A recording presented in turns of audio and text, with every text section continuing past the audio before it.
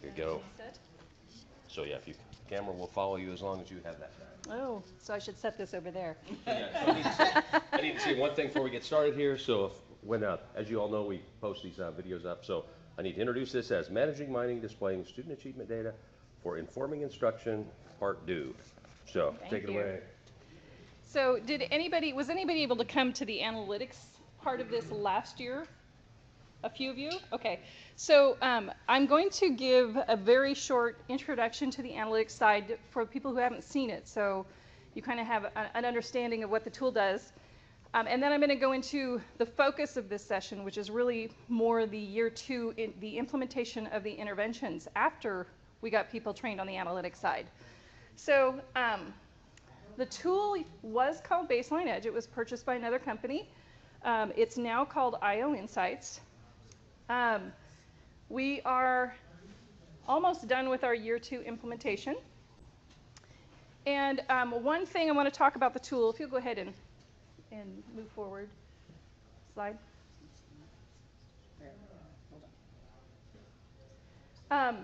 This is not a student information system. So I think our biggest misconception when we talk with our users when they first see this tool, which we're going to actually bring up in just a second here, this is a tool that takes data from your student information system and flattens it out for the student. So if in a student information system they have information on discipline, if they have information on marks, if they have information on standards-based grading, if they have attendance information, if they have assessment data, or if we have things like traits about students, things like how many credits has a student earned, have they ever been an ELD student, have they ever been in special ed? We have all these specialized indicators that we can bring into this tool. So we had a fairly sophisticated data warehouse system that users felt was hard to use. They wanted to get data about kids, but our skill sets vary widely out in the buildings and even sometimes in district office. And so what we needed, if we wanted people to use data about students to make decisions or determine who needed interventions, we needed a tool that would engage users. So we needed something that was friendly to a wide variety of skill sets. We needed a way to do ad hoc reporting because as an elementary counselor, I need something different than a secondary counselor. As a building administrator, I need something different than a district administrator. So we needed a way for individual groups to be able to pull the criteria that they needed to evaluate. And so they needed that ad hoc capability. We needed to store current and historical data points because we don't want to know just exactly how the student's doing at this moment. We do need that information, but it's also helpful to know how they did in the past. We need to be able then to group students after we set criteria to find kids who might need interventions. And we need to be able to have ways to monitor how they're doing as we go forward. And then we needed a way, when we have groups of kids that we want to put on some kind of tier 2 or tier 3 reading, math, behavior, social, emotional, or even do a pre-sped referral, how do we have the paperwork follow that student from site to site within the district or from year to year within the district? So if I'm leaving as a 5th grader and I'm going to a middle school, does the middle school staff have what they need at the very beginning of the year to get that student started out where they need to have assistance? So when we brought a group of people together to decide what kind of tool we wanted to use, the biggest problem that they wanted to solve was easy to use, and I want information to follow the student. I don't want to have a piece of paper in this room in the building and another one over here with this intervention person in the building and then a data team set of information. I want to have all of the pieces of evidence, all of the assessment information, and all of our notes and observations in one place that follow the student no matter where he goes. Because a lot of those kids can also be highly mobile. Okay? So part of IOinsights, which we're just going to see here in a second, it's 2 tools. It has the analytics side, which provides data points, does some rudimentary charting for you. It flattens information to a student to one line. So if I've got Billy, I can put all of his assessments, I can put his marks in his class or his standards information or traits about him or his homeroom or what classes he's taking, and it's all on one line. So I don't have multiple lines per student. I can do some rudimentary graphing and filtering. I can create groups. I can export to Microsoft Excel. And it holds all those different traits, marks, standards, assessments, discipline, attendance, and really whatever your district decides is a trait that you want to attach to the student. And then we have the plans section of BaselineEdge or IOinsights. And this is where it's simply an electronic folder that follows the student and holds those observations, pieces of evidence, and different forms. Like if I did parent contact, what was the information that I got out of that? If I'm doing an ERLA follow-up, what's the information on that? What's the core reading instruction correlation with this plan? I can put all of those together with that student at that tier. And we're going to show examples of those forms. We're going to talk about how we set up those templates. And there's security attached to the plans, so teachers get added automatically if they're attached to the student. My student, I can see the plan. I can see if they're on an intervention.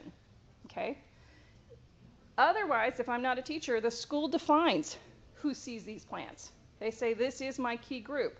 It might be their special ed staff person or staff persons. It might be their elementary counselor. It might be their school psych. It might be the school administrator. It might be a VP. So it's a whole host of settings you can do to say, for these plans, these are the people in my building who are not teachers who should be able to see this information about this student. Okay?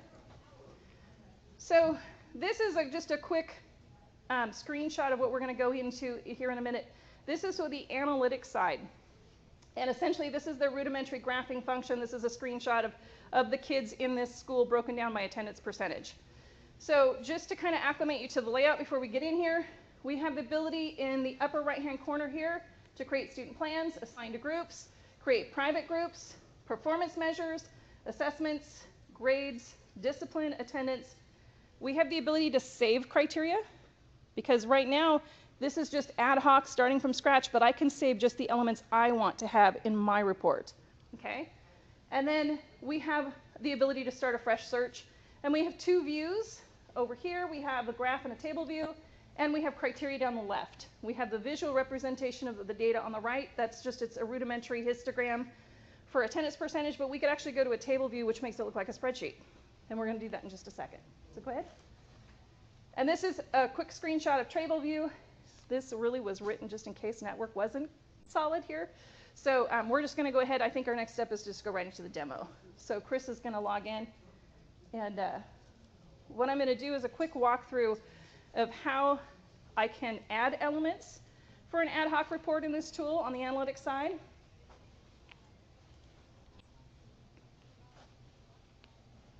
And we have a couple of training environments set up in here where the names are really scrambled. So most of the kid names aren't going to make any sense, but it allows us to do presentations and such. Yeah, this resolution seems problematic. So go ahead and go into the school, and then I'm just going to take a look at it here, seeing if I can make this a little friendlier. Okay, well, let's cook it. I'm going to take this for a second.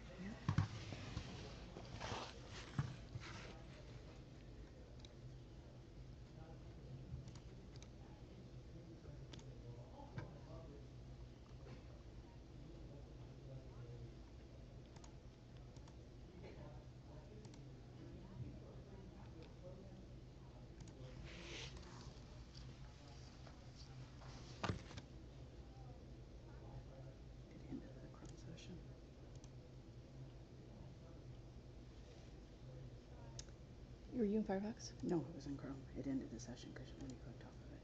Okay. Let's see what it does. Just see if this looks any better, if I've got to change that again. It still looks pretty tiny, doesn't it? It's a new laptop, and I am having trouble with the 4K resolution piece of this.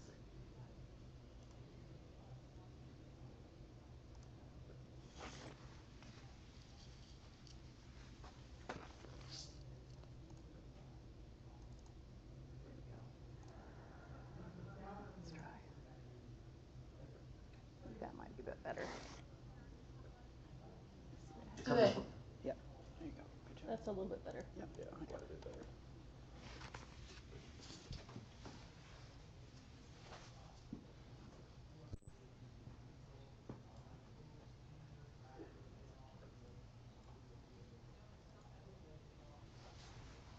Okay, so when you first come in, it takes a minute because the first thing it does when you come in here is it loads student cards. Each of these cards is actually usually attached to a student picture. So it uploads that from your SIS so you see who the kids are. Because this is a training middle school, these cards are really small, and there's just a few demo pictures in here. So what we're going to do here is right now it's doing a graph view. And so it's breaking them down into a histogram by last name. There's a sort here that Chris is kind of clicking on here. But Chris, if you'll click on table view, it takes it into more of a spreadsheet view. So what we're going to do here is it comes in by default with some filters down here, what they call facets, down here on the left-hand side. And it does things, Chris, can you go up just a little bit and go down a little bit slower?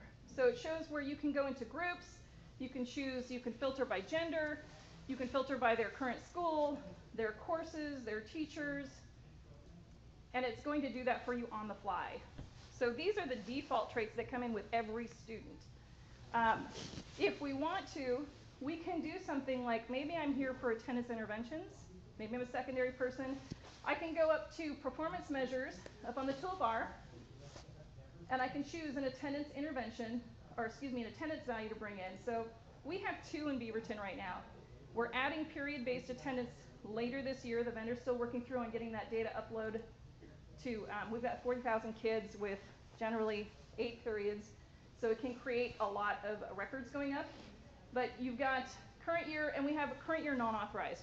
So I can see their attendance percentage that they've been attending all year long, and I can see those, just those records where they weren't on a school supervised absence. So it's non-activity, non-field trip. So we're just going to add those. And as Chris waits, we get a little message that tells us it's coming in, it's pulling it in. And then what it'll do is it's going to add your measures down the side here. So down at the bottom, now you're going to see those 2 measures. And if Chris switches to graph view and chooses the attendance percentage unauthorized sort, it's going to resort those kids by attendance percentage. So she also has a slider in attendance percentage, so you can say, no, I just want to see the kids below 90, or I just want to see the kids below 85. So now this is a quick way to see who those kids are in your building. You could further filter by any of these facets. By if Chris,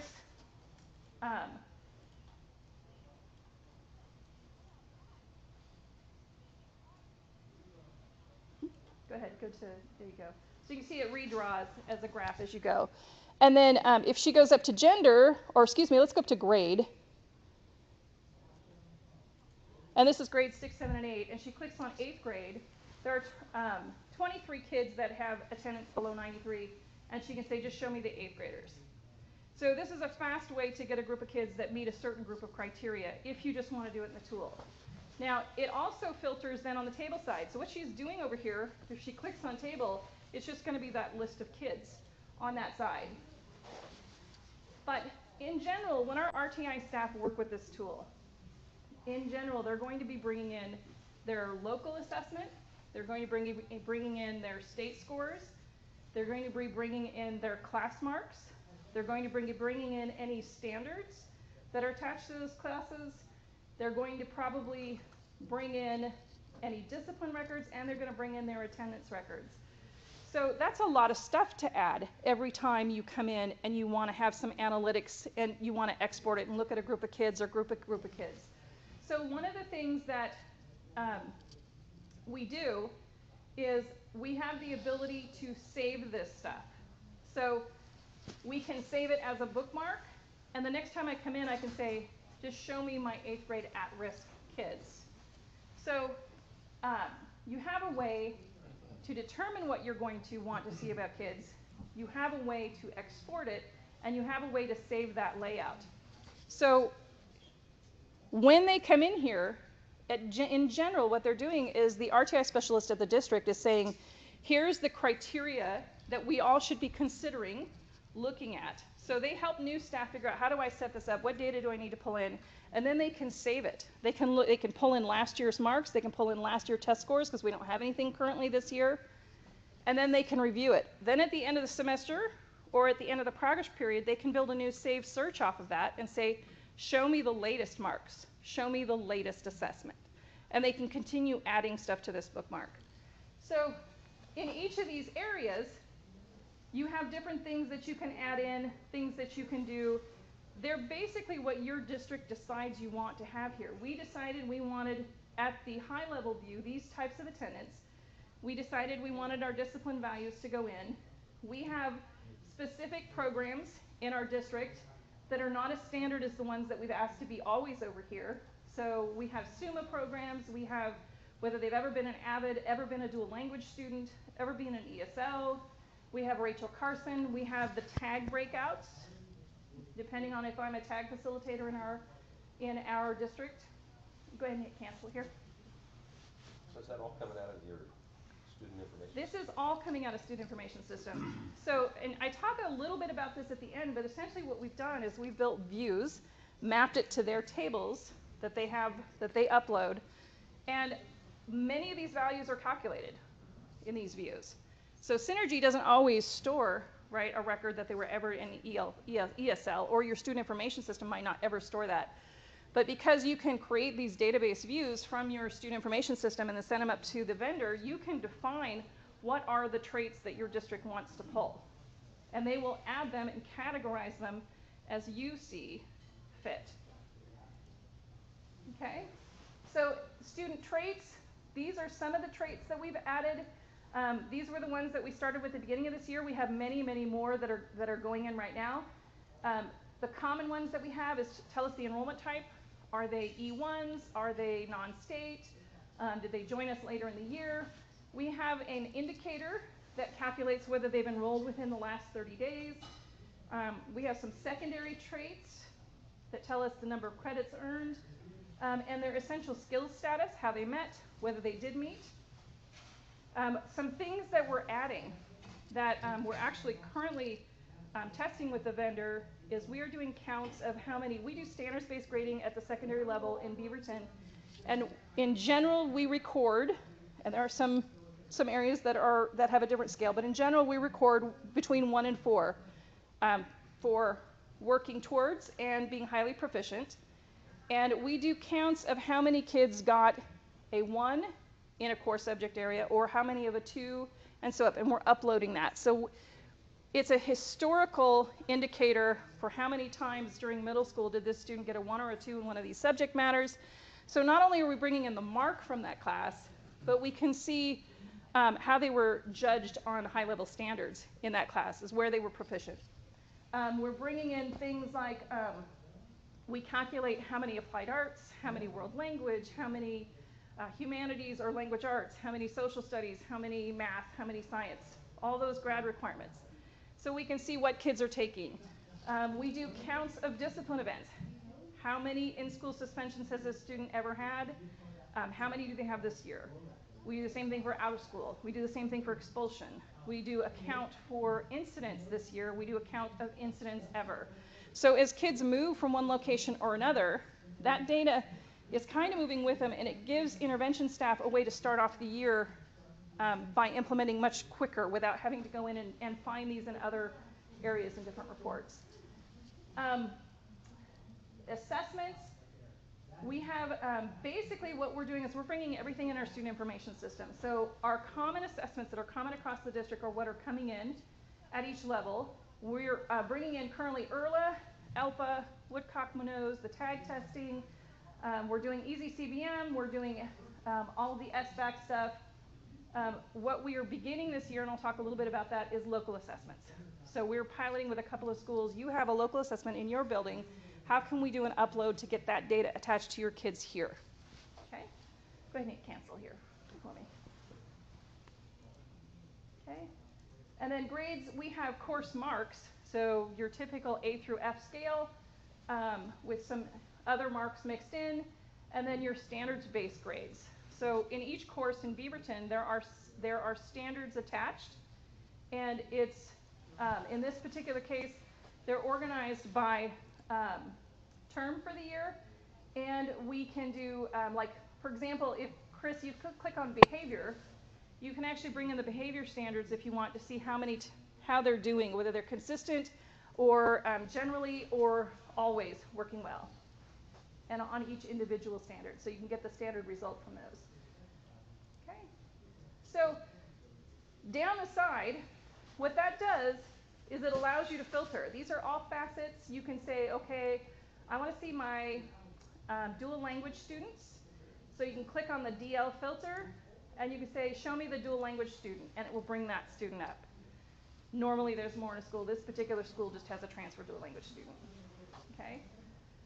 Each of those red dots is a way that you can clear a filter.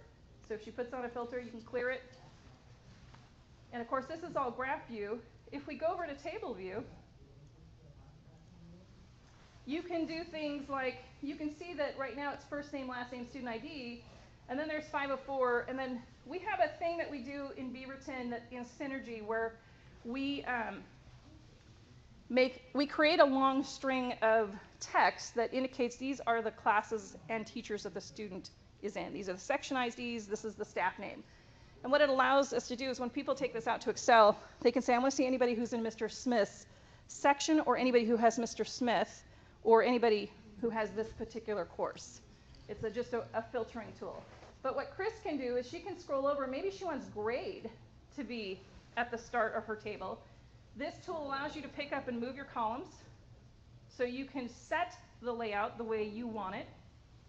The other thing it'll allow you to do is she can pick up grade and she can drag it up and start grouping in this table screen.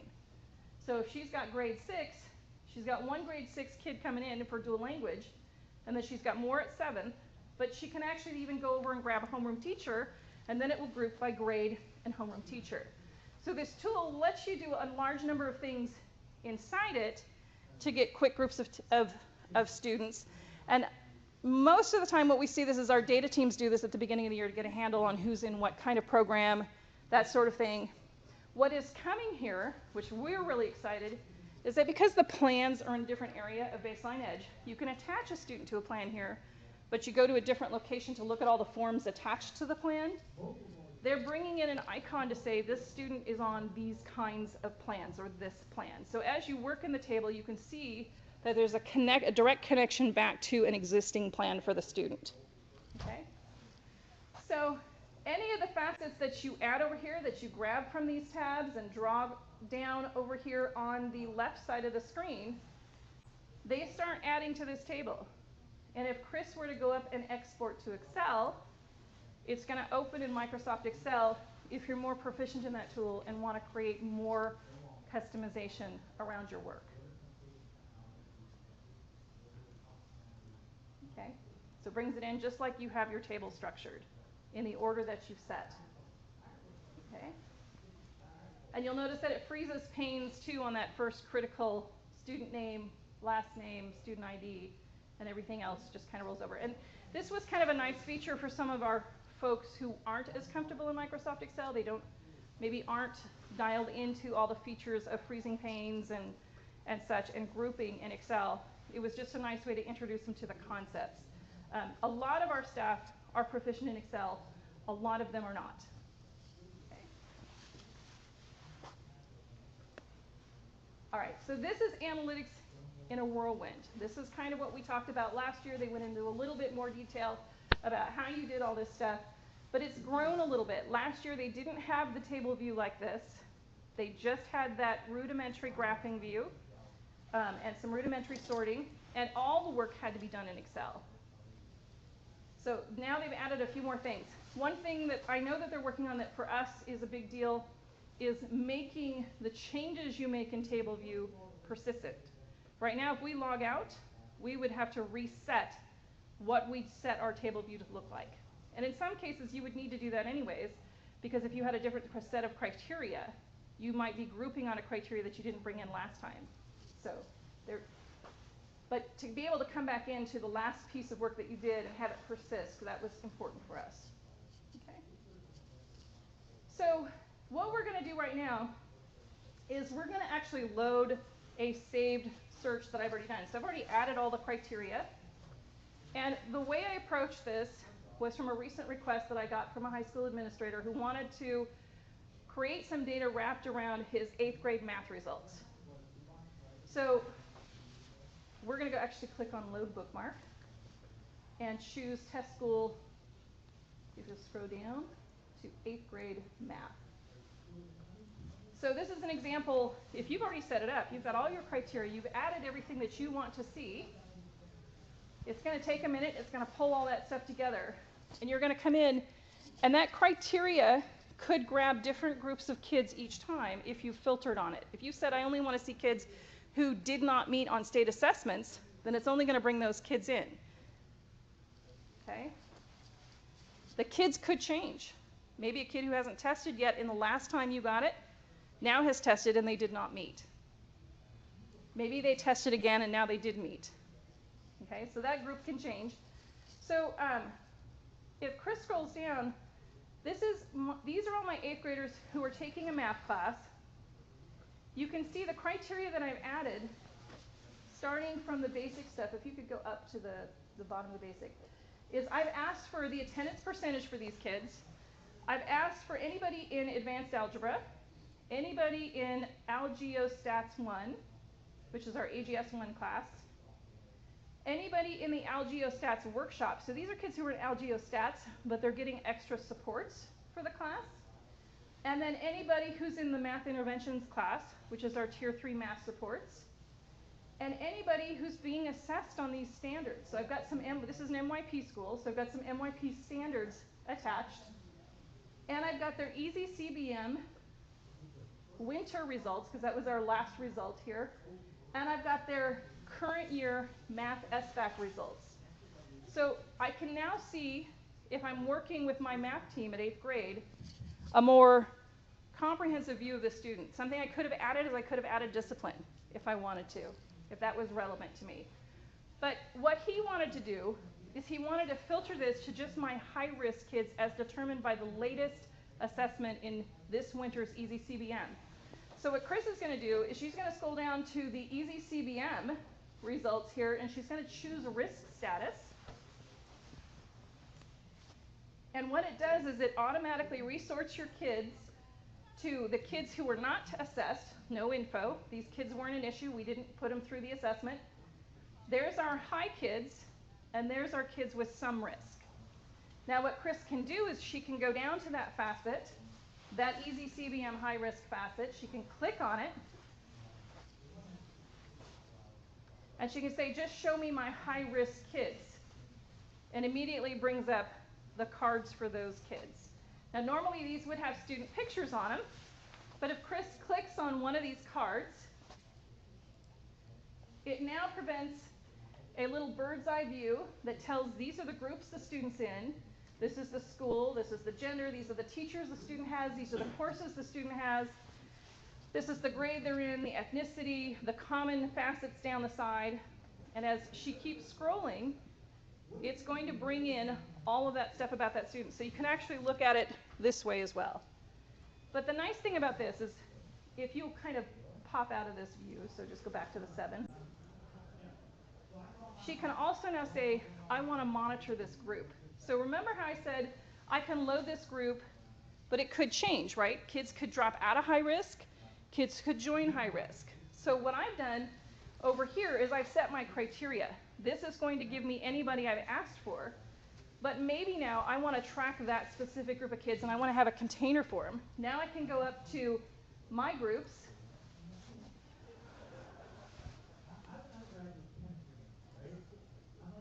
Maybe.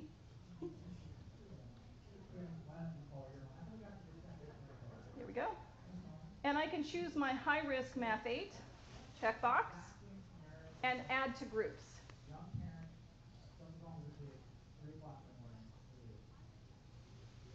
Now what's going to happen when she says OK is it's going to add those kids to the group and it's going to refresh it, because now it's going to add this group to a filter that I have here on the left-hand side. So as soon as these kids come back, Chris can reset the data wall to scratch, take all these assessments and filters out, and she can go see just these 7 kids and track them.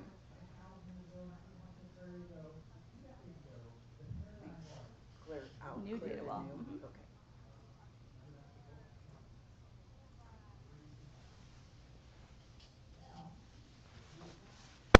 So this is a way that you can have both dynamic criteria that you can go back and pull up every time. This is the information I want to see, and also a way to track certain static groups of kids. They don't move. I want to add kids to a one-on-one. Now what I did is I grabbed a group based on criteria. You can create groups with kids that have nothing in common if you want. You just select the kid, you add them to the group. Create your group, name your group, and add them. So you can have groups that you create based on criteria, or you can have groups that you don't want the criteria to determine for you, that you can just create. Maybe I just have a divorce club I want to add, okay, as an elementary counselor. And as Chris chooses the group over here, now she's filtered to these 7 kids directly. So there's 2 ways you can look at it. You can say, show me kids who meet this criteria, or just show me these 7 kids. I want to pick some criteria for these 7 kids. Okay? Any questions at this point? Because I've covered a lot. Yes?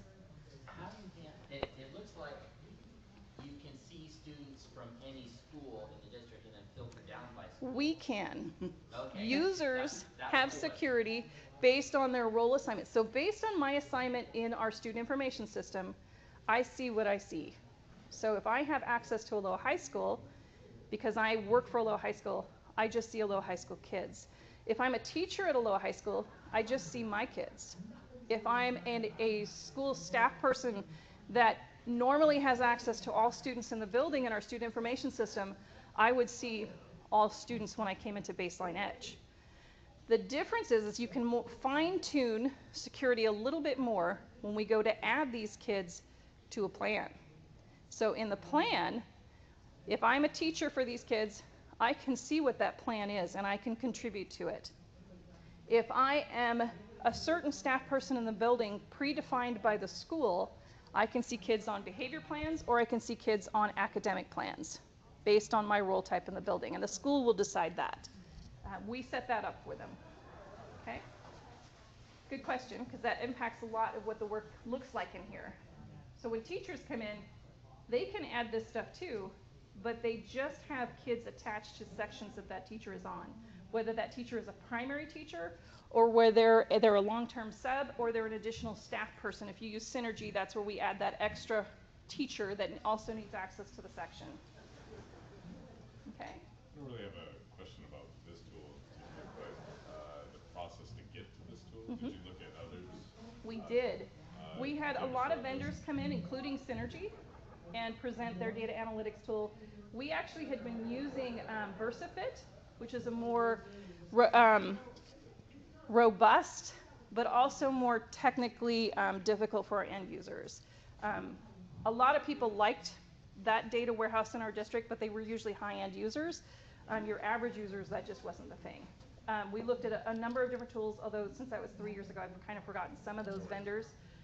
But the response of the teaching and learning and school staff to how this tool worked, I think the big thing for them was the eye candy of the student cards, being able to see the student face attached to the data. For them, that was huge in terms of introducing them to the product and being willing to go in and work with the data. And then Synergy is great with some reporting, and it's terrible with others, like many products. But what this tool really offered school staff was the ability to let them build ad hoc reports easily. Synergy has that capability for end users, but it takes end users rather dedicated to learning that process and getting comfortable with that process. In here, the ad hoc piece was massive. And I wouldn't even say that was the tipping point. As we get into it, more for them was the tipping point was to be able to attach those electronic plans and the evidence and have that follow those students. Most of the school staff were not in this just for data use. They weren't looking at this as, I need an analytics tool. What they were looking for is, I need to know which kids need to be on interventions, and then I need to track the elements attached to that intervention, and that data needs to follow them. The problem in my building is I have a piece of paper in the classroom, I have a piece of paper in the counselor's office, I have a piece of paper in the psych's office, and they're not coming together in the CUME file as the student moves along, or we're not getting them to the data team meeting, and we're missing out information. So for them, This was part of it. This is what made the intervention side less scary, because as they got here, this felt manageable to folks that aren't that comfortable necessarily working in data. And I don't want to say that there aren't people comfortable working with data. We do have a lot of administrators and a lot of staff that are, but we also have a high population, as I'm sure many of you do, that aren't, that work on the intervention side. Okay. So this is analytics. Now, if we wanted to, this is how plans ties into the analytics side. So I'm just going to have Chris, let's just choose this student here in purple. Click on that card for me. Right here. Sorry, I'm pointing up here and you're looking at your screen. So. Yeah, here? No, see the screen? Oh, purple. Yeah, there you go. Sorry. There you go. Okay. So we're just going to add this student to a plan. And we're going to talk a little bit about our plan development too, but this is, I'm just going to show you the mechanics of this, and then we're going to go over to the plan side. So we've got this student selected. We know he's on a plan, and actually I think you have the one next to him selected, Chris, No, it looks like, or, it's okay, okay. it's redrawing, okay. Yeah, we're good. So up at the top, there's the ability to go create student plan. So if we click on this, I'm going to talk about this, but it may not make sense until we kind of take a look at it. And, interesting. That's odd. Let's see if maybe we need to log back in. Nope, there they are. Okay. So right here, what it does is we have the ability to choose the plan type. What we have in process this year, we're adding math tier 2 and tier 3, but what we have actively in process right now is we have behavior tier 2, behavior tier 3, what we call our student intervention file review, which is essentially a pre-sped referral. So it's a place where they collect all that information that needs to go before set team. And then we have tier 2 reading, and we have tier 3 reading. The forms for behavior, regardless of tier, are exactly the same. We just wanted to be able to define when a student had been on a tier 2 and when they had been on a tier 3. So the forms, there's no change. We made the forms very program agnostic. One of the issues that we ran into when we were building intervention forms out is people are very passionate about the program that they have in their building. Whether it's reading, whether it's behavior, whether it's math, there's a lot of passion wrapped around product or program. So as we went into this process, the idea was, regardless of the program that you're using, we're going to collect the same pieces of information in preparation for potentially a pre-sped referral, and to make sure that we're being consistent in the application and tracking of certain intervention data points. So the only reason there's 2 is because we want to know if they were tier 2 or if we want to know if they were tier 3. I'm going to actually have Chris choose the tier 2 reading intervention and say okay. And it tells you that how many plans you're going to create. And we asked for this prompt because we had schools with 2,500 kids that accidentally selected all 2,500 kids and added all 2,500 kids to a plan. So we asked for this extra prompt as a safety measure. We're going to say okay. And here's where we have forms attached to that template for a plan that we selected. So we selected tier 2 reading intervention, which is in essence a template. And with that template came a variety of forms. And I'm not sure you can all read these, so I'm just going to read them off at the top. We have one for leveled literacy intervention. We have one for soluciones, and we have other reading intervention plans, because the primary intervention tools in our district are the LLI and the soluciones. But it's completely possible a school might not be using one of those, they might have another one. It doesn't matter which one of those 3, you just have to pick one. We don't monitor it, we don't track what schools are doing with what program they're using. And then we have the ability to say, do you want to have an at-home reading accountability tracking piece for this student? Go ahead and choose that, Chris, and then we'll show it. Do you want to attach a core reading plan intervention correlation to this student, which is kind of a philosophy under our reading intervention teams? Do you want to do a parent contact tracking with this student? Do you want to do an early check-in with this student? And do you have a history about this student before you came to IOinsights that you want to put into our system? So interventions were going on well before we got this tool. So we needed a way for people to be able to cut and paste information about what had already happened with the student. So it gave them that method. So if you say okay here, it goes out, it lets you know whether the student has been added to a plan here, similar to the way it lets you know where facets have been added to a plan. And then what we're going to do is we're going to move to the plan side so you can see how that's organized.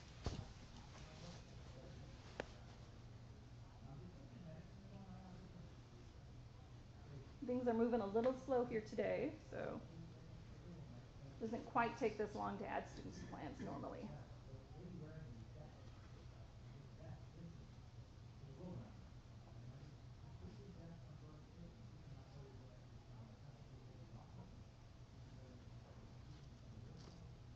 And we could just go ahead and move to the plan side. We'll show Dominique too, if that's still cooking. So there's a different area. Before we're on the data wall, which is the analytics side, now we're actually going into student plans.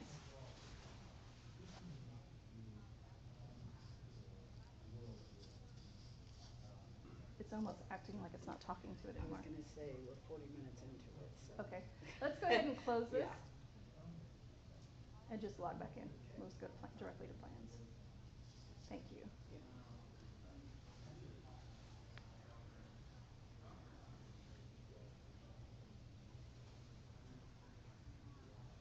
I'm not sure that you're still talking.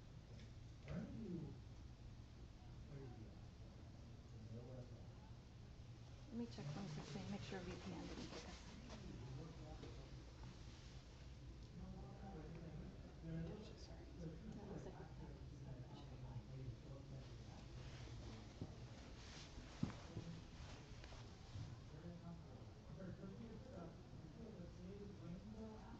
Okay, so we got connection.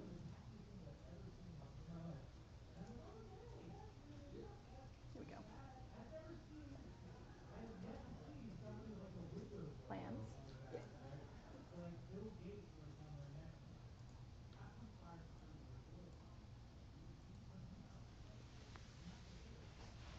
All right. So going back to the card layout that they kind of do with the student photo, they kind of do a card layout here for plans too.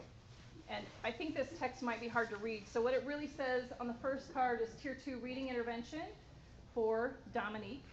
And then it goes to a behavior Tier 2 intervention. These cards get really big. They take up a lot of screen space.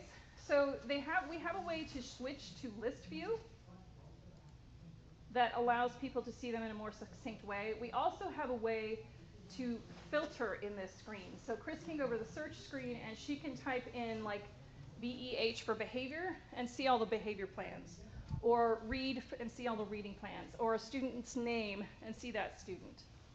So there's lots of ways to manage this particular screen. So to see the plan on a student, you just click on the green button to go in, and it will show the forms attached to that student. So this student has an other reading intervention plan. They have an at-home reading accountability form. They have a core reading and plan intervention, a parent contact, an ERLA check-in, and a pre-BaselineEdge history. Before I go into these forms to just show how we've set them up, there's also something here that people really like, and it's the evidence board. So there's a button here at the top of the screen, and if Chris clicks on the evidence board up here, this is where you can add evidence about the student's work depending on what you're doing with the student. So with this particular student, I've added a couple of pieces of evidence. I've added an image file. Those are my horses, by the way. They're gorgeous. And I've got a reading assessment and a writing sample. Now I can add them from a computer just like you would add any file to an email. So if the teacher's got a Word file that the student has turned in, they can do that.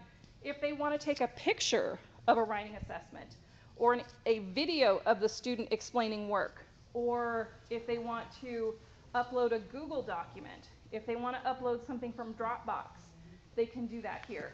They just put a title in, they choose the part of the plan that they want to attach it to, and then they hit save. Okay, and it uploads. Now, this is nice because you can have work samples up here. You can see evidence of the student's work in the classroom when the data team is meeting. But teachers can also use an iPad app, and they log into the BaselineEdge app. They haven't quite changed the name to IOinsights on that yet. And what they can do is they can tap on the student, and just like if you're familiar with using a photo app on your phone, they can hit the camera, take a photo of the work, and say use, and it automatically uploads it here to the evidence. So if work's being done in the classroom, the teacher doesn't have to have the form electronically sent to her, then pick it up, drag it to her desktop, log into IOinsights, go to the plan, and upload it. She can actually do it in 3 clicks on an iPad in the classroom. The app is only iPad ready. They are looking to get it out to other devices, but it is specifically an iPad app. So we have not implemented this yet. There were a couple of reasons we didn't. When this application came out on the iPad, even though other districts are using it, I think back east, and they really, really like it, one of the things that we noticed when we're using this is if they set the iPad down and a student picks up that iPad and goes in and clicks on BaselineEdge, they're in. That's not something we could have. That's highly confidential information. So the criteria is as soon as I close this app or I put down my iPad, the app has to log out. The only person who should be logging in is the teacher. There should be no retaining of that login information. And they have fixed that. We haven't rolled it this year, but they have fixed it. The other thing that we needed to have it do is we use single sign-on and SAML in our district, and we needed to have it SAML ready. So they have also done that. Okay? So we're going to go back to the plan. We're going to take a quick look at these forms.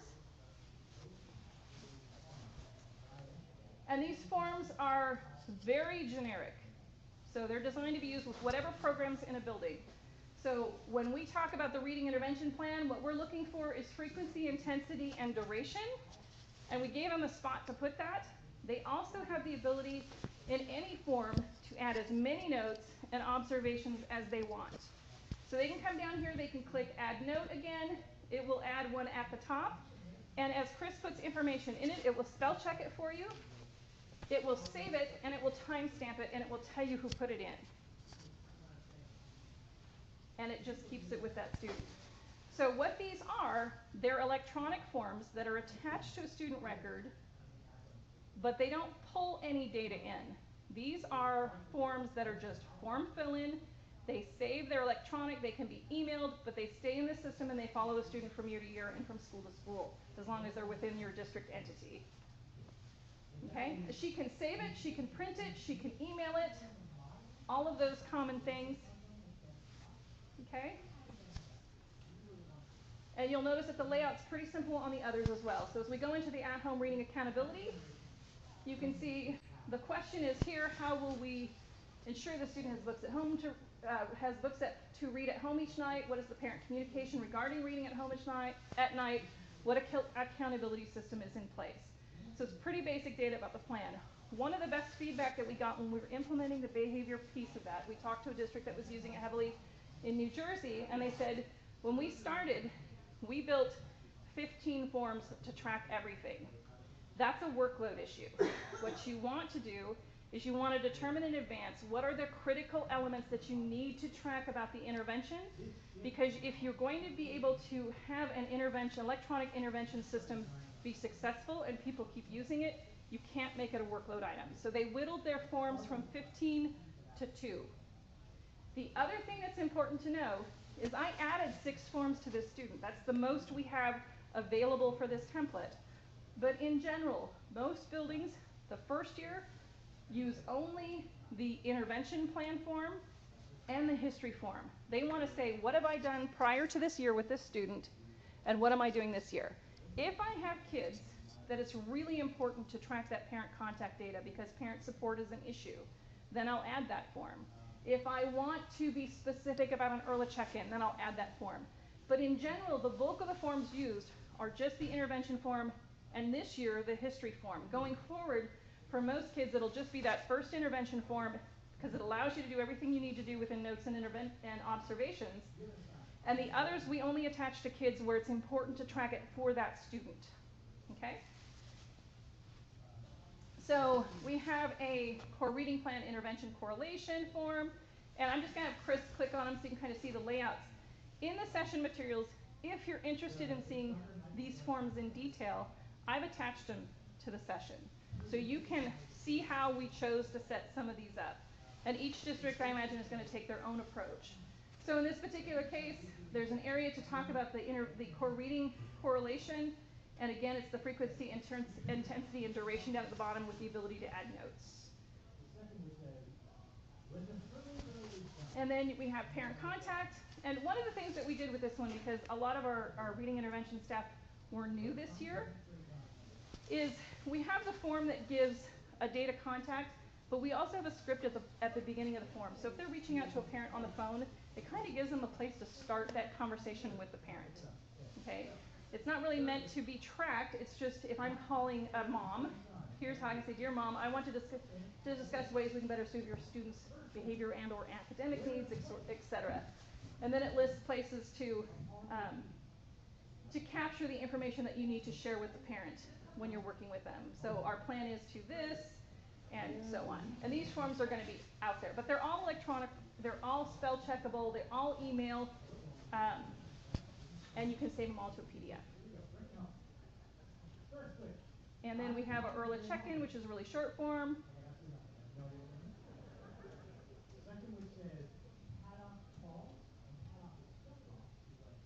There's a place for a form signature. This is kind of a holdover from their staff evaluation side. I mean, we don't require anybody to digitally sign forms. It's just a space that kind of comes with it. And then the last one is just a simple form, our simplest, really. You come in here and there's a place to add a note. You can also upload evidence. Let's say we had a school that did all of their interventions on a piece of paper, a color-coded piece of paper. So their tier 2s were one color, their tier 3s were another. They scan those into their printer and they just attached them as evidence rather than filling out one of these. So there were multiple ways to approach that. Okay? All right. And everyone who has access to these plans will be able to see these forms and the information on these forms. So it's not just particular to the person adding the information. So teacher can go in and put the parent contact information, and if the resource room teacher or the intervention teacher is also able to view the plans, then they'll be able to see that information also. One of the things about this screen, there's a lot more to it. It allows you to do notifications, allows you to put due dates, it allows you to email people. The best feedback that we got is please don't do that. It just barrages you with form due dates and emails about stuff that the data team hasn't had time to meet to discuss yet. So while that functionality is certain there, it was really built more for the staff evaluation side of this program that we don't use. So we set all due dates to the end of the school year so that nobody's getting information. Indeed, if you wanted to assume that workload, you could choose to mark forms complete, upcoming, or overdue. So if any of these forms, which are all blue, they all come up as upcoming because their due date's the end of the year. We have some schools that will use the gear to set them to complete, so they can filter on just the active plans. Okay? So it depends on how engaged the school is on tracking those in that screen. Some of them care, some of them do not. None of them want the email, at least in our district so far. So that's the plans container in a nutshell. That's kind of what the form looks like. If you go back to the slideshow, there's a couple things I want to cover before the end.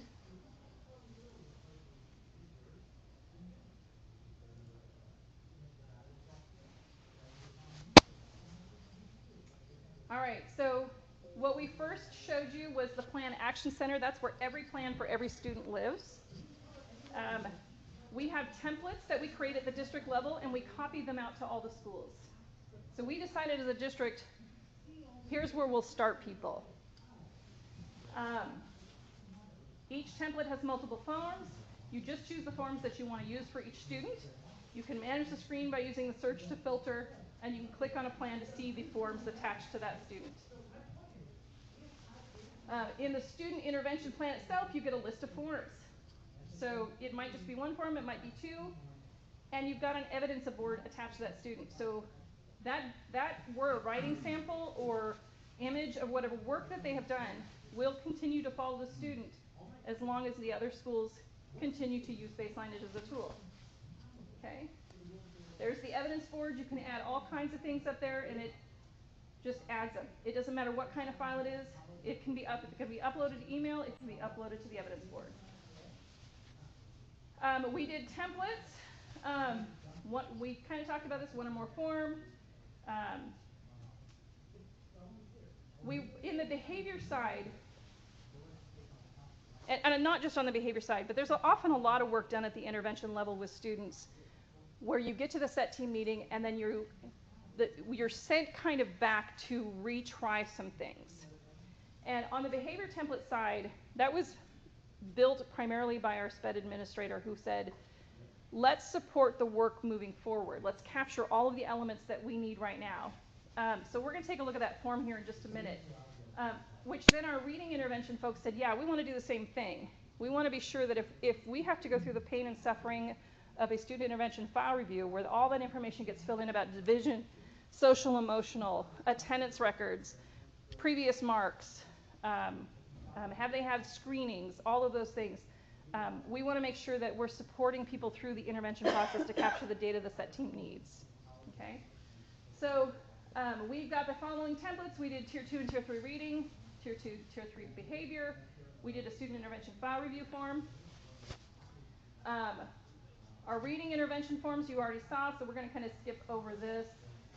And I want to go to, this is actually uploaded, so all of this information I talked about is somewhere for you. But keep going. Go ahead and would you go back one and just click on that link for behavior intervention form. Control click. And you might have to stop your presentation. Yeah, it's shown here, but it's not.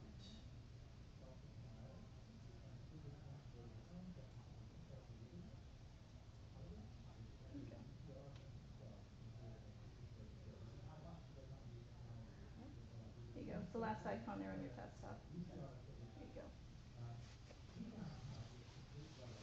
So what this kind of looks like is describe the behavior, the educational impact of any relevant locations. Indicate possible contributing factors to the behavior. For example, triggers, major life changes, personal, social, emotional, and family, etc. Hypothesize function of the behavior. For example, what need is the student attempting to meet with this behavior? Informal interventions previously implemented. And then it goes down to provide multiple locations for different interventions. Because as we know, if we perform an intervention with a student, they may not be progressing as we'd hoped. So we would maybe go down to focused intervention number 2 and try something different as well. And then maybe go down to focused intervention number 3. So it gives them multiple places, multiple attempts to make interventions within the form. Okay. And then as we went down to the pre-SPED referral,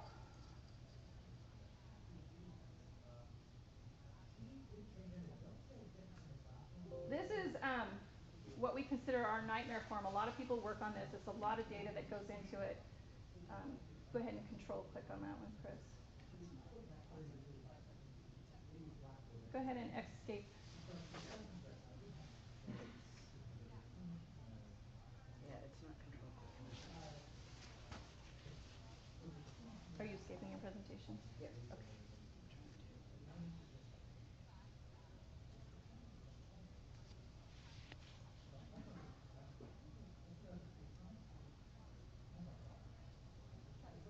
And this form goes on for days. So this is essentially going to go through the student information. Go ahead and scroll down. And it's going to start working on parts like student strengths, attendance and report card grades.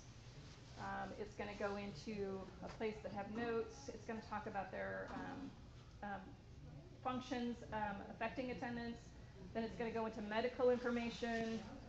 It's going to go into Oak's history and reading.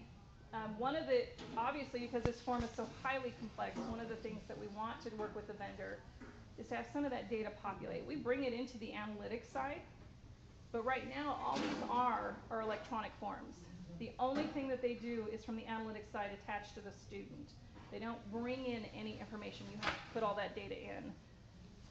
So this form has always been painful, whether it's been in BaselineEdge or been in something else. So, but this is our pre-SPED referral, and we just keep going. And it's pretty comprehensive. All of these fields grow, all of these fields spell check. And there's places to put notes on there. And you know, you've got your occupational therapy things and your social emotional. So it's a pretty comprehensive document. And it would be really helpful, at least parts of it could autofill for them. Okay? And just go ahead and stay on the screen. Fine. And then just go ahead and down to the next slide. So last year what we did is we did lots and lots of data validation. If you do this program, one thing that was hard for us in Beaverton, we've always been pretty hands-on with our data, and we can check it in-house and we can run our validations against it. Once we send it to a vendor, we're spending a lot of time making sure that the vendor has done all the links appropriately, that they're handling deletes, that they're handling updates. A student drops a class. Did they drop in BaselineEdge or IOinsights? If a student had a class deleted, did it delete here? If a staff member was removed from a section, did the section disappear, or is it remaining now with the new person? There's a lot of data validation attached to this. So that was probably our biggest workload on the technical side. Building the views was easy. It was the data validation after it went up to make sure all the links were correct on the vendor side. We started with mandatory training for administrators at all levels and elementary RTI staff. It was optional for other intervention staff, and we certainly provided classes for people who wanted to come see what the product was. We piloted 2 elementary schools with plans and interventions, and that's where we did a lot of the lead work on deciding what the templates would look like. This year, we provided, as usual, refresher training. We provided opportunities for new staff to come in. We did intermediate and advanced training around groups and more sophisticated bookmark and criteria saving. We trained our counselors. We opened the plans and interventions to all the elementary schools. And we're adding enhanced measures of traits. So we're doing the summary judgment counts, credit counts, discipline counts, mark counts, whether a student's new to the school this year, the parent education level, next year's school, most recent final marks by subject, most recent progress marks by subject, and a rolling 10-day absence. So I can see how many kids in the last 10 days have X amount of absences. And then again, our data validation is ongoing because we keep adding data. Okay. Next year, we have, we'll still have our ongoing training. We're going to actually be piloting the formative assessment upload with 2 schools. We think we have them right now, and working with the vendor to get their local formative assessment attached to those kids. Everything in our SIS, and as a result, everything in IOinsights is summative assessments. They're marks or progress marks or standards results. And what people really need around interventions is they need those formative assessments. We are going to be piloting secondary interventions, so the forms will look slightly different than they do for elementary, including that student intervention file review, which is elementary focused. We'll be piloting the iPad piece with teachers. We're also planning to work with the vendor. Right now, this is very much a current year student program. We can see historical data about those current year students, but it doesn't let people see the kids coming to their school next year, right? Because it's based on my security. If I'm Aloha High School, I can see Aloha High School kids. I can't see kids who are going to come to Aloha High School next year. So the plan is to build a next year views and just upload a set of next year schools with those student enrollments, attach them all to one section because none of them have any classes yet. There's no schedules built for them. And then allow people to do this type of analysis on kids coming to them next year so they can make plans. And then we still have the ongoing data validation for all of those records. Okay. Lessons learned. Intervention data tracking is a workload issue. So some schools get really excited when they see all the forms, but that's a management issue. Somebody's got to maintain the forms. So for each student, you're just looking for the forms that they need. Create a streamlined template for your tier 2s and tier 3s, so it doesn't have a billion forms, that it's easy to choose. Your teaching and learning staff, this helps them a little bit with determining what's our tier 2 criteria and what is our tier 3 criteria. When do I determine a student is tier 2 and when do I determine a student is tier 3? Our RTI reading staff have been working very diligently to say, here's the criteria we want you to track, here's the measures and cutoffs that we would recommend for what defines tier 2 and tier 3. it can be a little helpful to determine where kids should be landed, what kind of plan they should have. So begin with building the technical skill set of one person in the building as the expert. As a district, we said the reading intervention teachers are going to be the expert in the building at the elementary level. So we trained them. They actually developed the plan in IOinsights at the data team meetings, projecting on the screen. They are also then the source and expert in the building to help people as they get into IOinsights, outside the classes and work sessions that we offer. Introduce the iPad later for teacher observations and evidence upload. Let there be some capacity and technical comfort in the building before the iPad piece is released.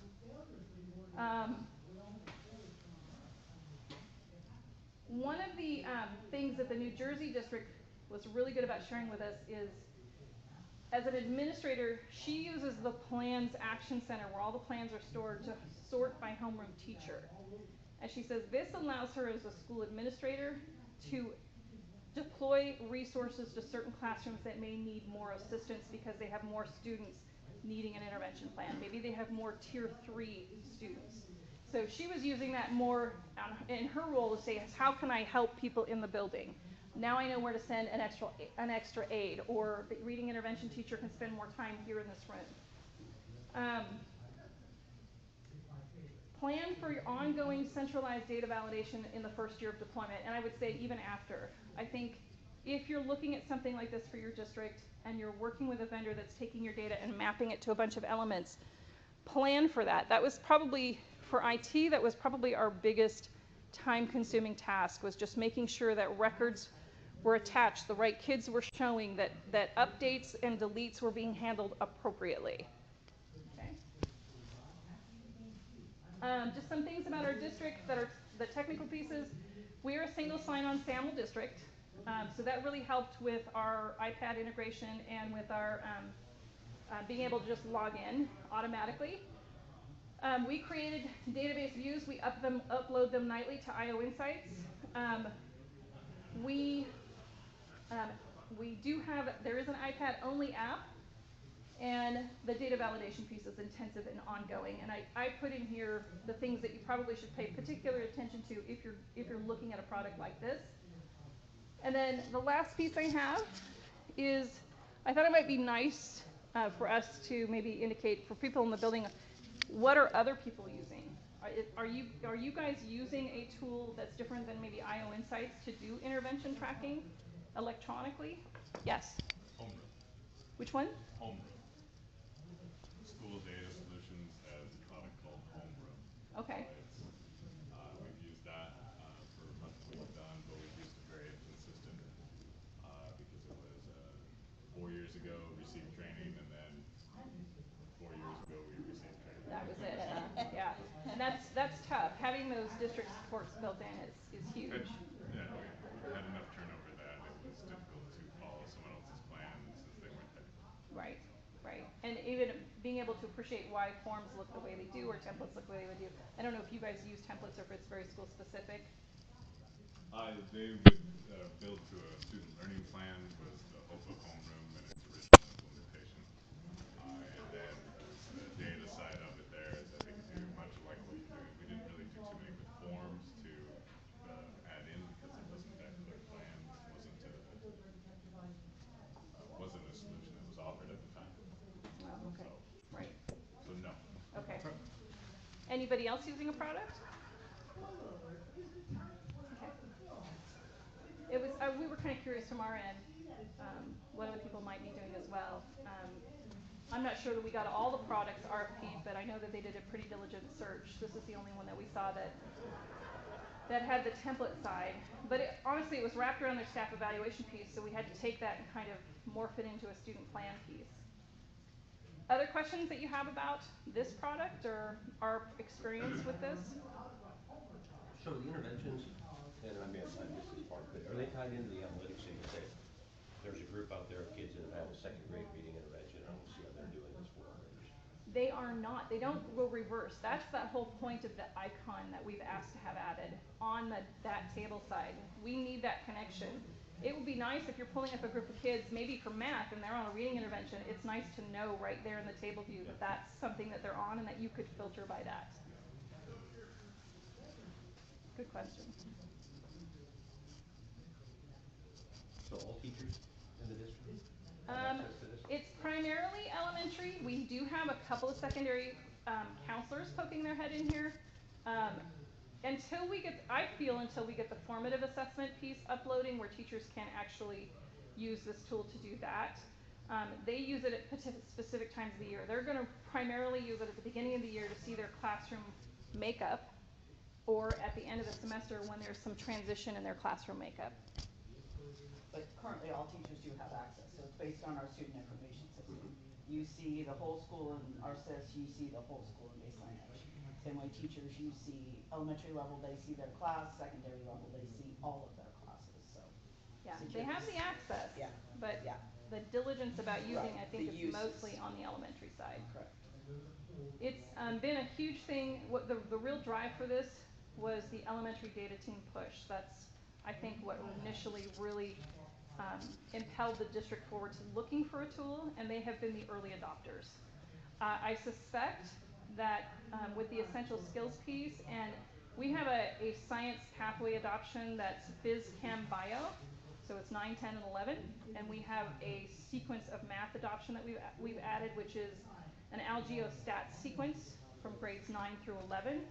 And there's a lot of work now, I think, happening around essential skills and that sequence to see how kids are performing on SBAC and with their essential skills and what kind of supports they need to be successful in that sequence as part of their college readiness. So that's kind of why I had that math piece there, because he was getting ready to show where his 8th graders were if they were starting AGS 1, which primarily most of his 8th graders were in middle school. So they would be starting out at AGS 2, then high school. Were they really ready when they got to high school for the science components and were prepared for the AGS 2 level of rigor at the high school? So I think that there's interest on the secondary side. I've talked to a few people. I have to get a core group of people mobilized to build out what those intervention tracking elements look like for high school students and even for middle school students. And we have a lot of more money at this stage investing on reading intervention TOSAs than we do on the math side. So there's a population seeking data that's on the reading intervention side that's high. So we have pockets of the population that are beginning to drive the use here. And elementary counselors have been really driven to use it because of the work by the special ed administrator to get those behavior forms in play. So we didn't want it to be a tool that was pretty and that people like the cards floating around. What we were hoping is that it would actually serve to reduce workload in the building with the paper tracking. And at the beginning of the year, what was the story with this student before he came to us? What have people tried? What was successful? What was not?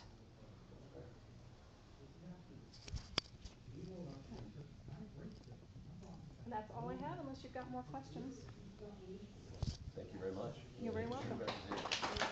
I'm sure you guys will be around if there's any other questions. Yep, we're going to stay here, so yeah, Okay. we'll be here. Great, thank you. You're welcome. Thank you. Hey, so I do have another question. So like we just adopted iReady math, and it's going to have a zillion interim, formative assessments there too. So is that the kind of thing you guys are going to put into? Showed, Do you want to put those into Synergy and then have them out this into your analytics year's system? or- enhanced measures? Well, we everything put that's there. that's here now is in Synergy already. Yeah. The formative I wanted to assessments, copy we're those. planning, we don't know what that looks like yet, so that's part of our pilot. What we hope is that it could be easy enough for a school to manage. If it becomes a district level obligation to upload those formative assessments, we have 60 sites. That becomes a tremendous workload for IT. 60 sites and then potentially, 4, 5, 6 products. Exactly. And we're kind of grappling with that. We're not anywhere close to where you guys are, but we're kind of grappling with the same issues. We're saying, wow. Yeah, and it's one of those things where I feel like sometimes the demand for data drives the search for a new product that shows data in a way that people feel is accessible. But ultimately, it's still not addressing the formative assessment issue. If it's not centralized somewhere, it's not easy to bring into a system like this. And that's kind of why I feel like the formative assessment piece is the next logical step next year, is why I want to pilot it, is because if they're looking for immediate data on which kids need to be grouped, or on a new plan, or we have to try something else, or we have to put them on a different tier, it's the formative assessment data that's telling them that. And if that's not here, then all this becomes is a repository for the electronic form. Yep. But God, I mean, look at like iReady. Well, take, you guys probably don't use, I don't know how you manage your behavior. Maybe it's all in Synergy, but, so we're using, PBIS and Yeah, we do restorative justice, PBIS, we use with combination of Swiss, but our district agreement is that, and we're actually just implementing this year, that any discipline event must be in Synergy, not just the minimal suspension, expulsion. Really? For the state. If you want to use an exterior product, whatever that product is for your school, you're welcome to do that, but you will be duplicating efforts. So it's not going directly into Swiss, it's going into there and then That into is correct. Synergy, and then could go to Swiss. Yes, and we've built a bunch of SSRS reports around discipline reporting that are replacing some of the analytics that people weren't able to get out of Synergy that they turned to Swiss for. Yeah, that they loved in Swiss. That's the big Right. problem, fighting that. So, well, good presentation, really interesting stuff. Thank you. Just one thing to consider, So are we still if you recording want here? to email me, I will send